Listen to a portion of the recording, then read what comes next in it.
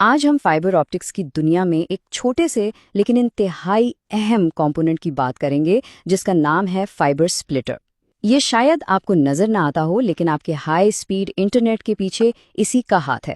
چلیے اس کے راز سے پردہ اٹھاتے ہیں۔ تو کبھی سوچا ہے کہ پرووائڈر کی طرف سے تو ایک ہی فائبر کیبل آتی ہے، لیکن اس ایک لائن سے پورے محلے میں یا پوری بلڈنگ میں اتنے سارے لوگوں کو انٹرنیٹ کیسے مل جاتا ہے؟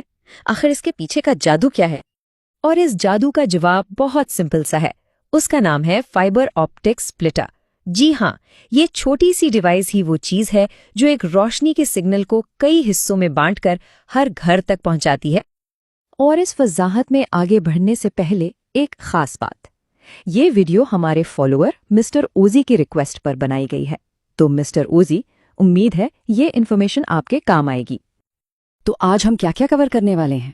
ہم بالکل بیسک سے شروع کریں گے کہ سپلٹر کیا ہے، پھر اس کی عام ٹائپس دیکھیں گے، اس کے سب سے بڑے چیلنج یعنی سگنل لاس کو سمجھیں گے، جی پون نیٹ ورک میں اس کا کیا رول ہے یہ جانیں گے، اور پھر دیکھیں گے کہ صحیح سپلٹر کیسے چنا جاتا ہے، اور آخر میں کچھ عام غلط فہمیاں دور کر کے سب کچھ سمرائز کریں گے۔ چلیے شروع کرتے ہیں پہلے سیکشن سے۔ بالکل بنیادی سوال، یہ سپلٹر آخر ہے کیا چیز؟ دیکھیں، سپلٹر ایک پیسو ڈیوائس ہے۔ پیسو کا مطلب سمپل سا ہے کہ اسے کام کرنے کے لیے کسی قسم کی پاور یا بجلی نہیں چاہیے۔ اس کو سمجھنے کا سب سے آسان طریقہ پانی کے پائپ کی مثال ہے۔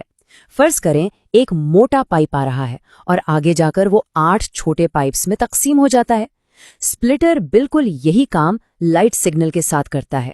یہ سگنل بناتا نہیں ہے، صرف اسے بانٹ دیتا ہے۔ اچھا، اب سوال یہ ہے کہ اس کی اتنی ضرورت کیوں ہے؟ وجہ بہت سمپل ہے، پیسہ اور آسانی۔ اگر سپلٹرز نہ ہوتے تو ہر ایک یوزر کے لیے سروس پرووائڈر کے آفس سے ایک الگ ڈیڈیکیٹڈ فائبر لائن ڈالنی پڑتی۔ سوچ کے دیکھیں اس میں کتنا خرچہ اور جھنجٹ ہوتا۔ سپلٹر ایک ہی فائبر کو ملٹیپل یوزرز میں شیئر کر کے انفراسٹرکچر کی کاسٹ کو زمین آسمان تک کم کر دیتا ہے اور نیٹ ورک ڈیزائن کو بہت آسان بنا دیتا ہے۔ تو اب جب ہم اس کی بنیاد سمجھ گئے ہیں، چلیے آگے بڑھتے ہیں اور اس کی سب سے عام ٹائپس کی بات کرتے ہیں۔ ہم فوکس کریں گے 4 وے، 8 وے اور 16 وے سپلٹرز پر اور ان کے فرق کو سمجھیں گے۔ اس ٹیبل سے سب کچھ بالکل کلیئر ہو جاتا ہے۔ 4 وے سپلٹر جیسا کہ نام سے ظاہر ہے، ایک ان پٹ کو 4 آؤٹ پٹس میں بدلتا ہے۔ اس میں سگنل لاس سب سے کم ہوتا ہے۔ پھر آتا ہے 8 وے سپلٹر جو 8 آؤٹ پٹس دیتا ہے۔ اس میں لاس تھوڑا زیادہ ہوتا ہے اور یہ عام طور پر اپارٹمنٹ بلڈنگز میں یوز ہوتا ہے۔ اور آخر میں 16 وے سپلٹر جو 16 آؤٹ پٹس دیتا ہے، لیکن اس میں سگنل لاس سب سے زیادہ ہوتا ہے۔ اسے عام طور پر ISPs بڑے پیمانے پر ڈسٹریبیوشن کے لیے استعمال کرتے ہیں۔ اوکے، اب ہم اس پوری ڈسکشن کے سب سے اہم حصے پر آ گئے ہیں، اور وہ ہے سگنل لاس۔ یہ وہ چیلنج ہے جس کو سمجھنا اور مینج کرنا ایک سٹیبل نیٹ ورک کے لیے انتہائی ضروری ہے۔ دیکھیں، سمپل سا اصول میں جب آپ ایک چیز کو تقسیم کرتے ہیں تو اس کی طاقت بھی تقسیم ہوتی ہے۔ جب بھی لائٹ کا سگنل 2 حصوں میں بٹتا ہے تو اس کی جو طاقت ہے جسے ہم آپٹیکل پاور کہتے ہیں وہ آدھی رہ جاتی ہے، اور اس کمی کو ٹیکنیکل زبان میں ہم -3 ڈیسیبلز یا -3 dB کہتے ہیں۔ بس اتنا یاد رکھیں، ہر سپلٹ، ہر تقسیم سگنل کو تھوڑا کمزور کر دیتی ہے۔ اور یہ چارٹ اسی بات کو واضح کر رہا ہے۔ دیکھیں، 4 وے سپلٹر میں لاس سب سے کم ہے۔ جیسے ہی ہم 8 وے پر جاتے ہیں لاس بڑھ جاتا ہے، اور 16 وے سپلٹر پر پہنچ کر سگنل لاس سب سے زیادہ ہو جاتا ہے۔ اسی لیے نیٹ ورک انجینئرز کو آپٹیکل پاور بجٹ کا حساب بہت احتیاط سے کرنا پڑتا ہے۔ چلیے اب اس تھیوری کو تھوڑا پریکٹیکل کرتے ہیں اور دیکھتے ہیں کہ ایک اصل جی پون نیٹ ورک میں سپلٹر اپنا کردار کیسے نبھاتا ہے۔ یہ OLT سے ONT تک کے سگنل کے سفر کا بالکل مرکزی حصہ ہے۔ دیکھیں، جی پون نیٹ ورک ایک point to multipoint system پر چلتا ہے۔ اس کا مطلب ہے سگنل ایک پوائنٹ سے شروع ہوتا ہے جو کہ OLT یعنی آپٹیکل لائن ٹرمینل ہے، یہ آپ کے پرووائڈر کے پاس ہوتا ہے۔ پھر راستے میں یہ سگنل ایک سپلٹر سے گزرتا ہے جو اسے ملٹیپل حصوں میں تقسیم کر دیتا ہے، اور آخر میں یہ تقسیم شدہ سگنل ہر یوزر کے گھر میں لگے ONT یعنی آپٹیکل نیٹ ورک ٹرمینل تک پہنچتا ہے۔ سپلٹر کے بنا یہ پورا سسٹم کام ہی نہیں کر سکتا۔ اچھا، اب جب ہم اس کی اہمیت سمجھ چکے ہیں تو اگلا سب سے اہم سوال یہ ہے کہ ایک نیٹ ورک کے لیے صحیح سپلٹر کا انتخاب کیسے کیا جائے۔ یہاں پر اندازے سے کام نہیں چلتا، प्लानिंग सबसे ज़रूरी है। सही स्प्लिटर चुनने के लिए आपको 4 बुनियादी चीज़ों का ख्याल रखना होगा। नंबर 1, आपको कितने यूजर्स कनेक्ट करने हैं। नंबर 2, OLT से यूजर्स तक का फासला कितना है, क्योंकि फासले से भी सिग्नल लॉस होता है। नंबर 3, आपके OLT से कितनी ऑप्टिकल पावर आ रही है।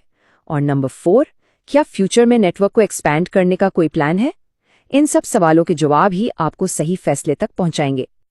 और एक बात हमेशा याद रखें, इसको गांठ बांध लें।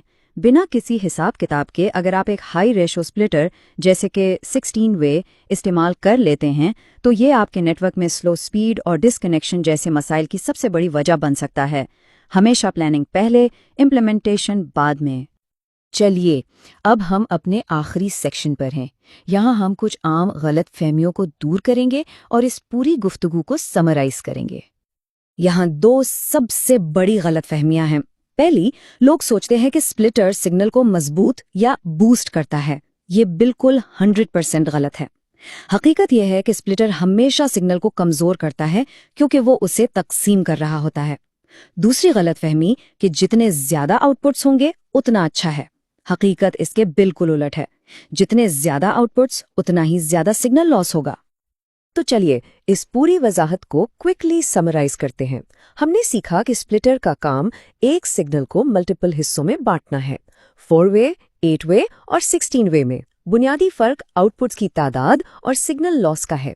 गोल्डन रूल ये है, स्प्लिट रेशियो जितना ज्यादा, सिग्नल लॉस भी उतना ही ज्यादा। और सबसे अहम बात, एक स्टेबल नेटवर्क के लिए सही स्प्लिटर का इंतखाब करना इंतहाई जरूरी है। और अब जाते जाते एक सवाल आपके लिए, क्या आपको लगता है कि फ्यूचर में ऐसी टेक्नोलॉजी आ सकती है जो लॉसलेस स्प्लिटर्स बना सके, यानी ऐसे स्प्लिटर्स जो सिग्नल को तकसीम तो करें लेकिन उसकी ताकत में बिल्कुल भी कमी ना लाएं? इस पर जरूर सोचिएगा। अगर आपको ये एक्सप्लेनेशन हेल्पफुल लगी हो तो प्लीज़ फॉलो करें ताकि हम और नेटवर्किंग अवेयरनेस शेयर कर सकें। और अगर आप रेगुलर फाइबर और नेटवर्किंग अपडेट्स चाहते हैं तो प्लीज़ व्हाट्सएप चैनल ज्वाइन करें। इसका लिंक बायो में दिया गया है। बहुत शुक्रिया।